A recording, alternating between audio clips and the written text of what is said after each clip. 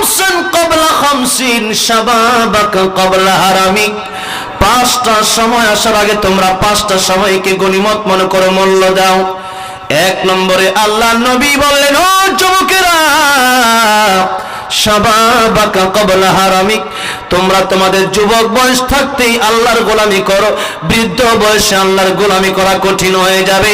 বৃদ্ধ বয়সে যৌবনকালের যৌবন থাকবে না, যৌবনকালের শক্তি বৃদ্ধ বয়সে আর থাকবে না, সেদিন ইবাদত করা কষ্ট হয়ে যাবে।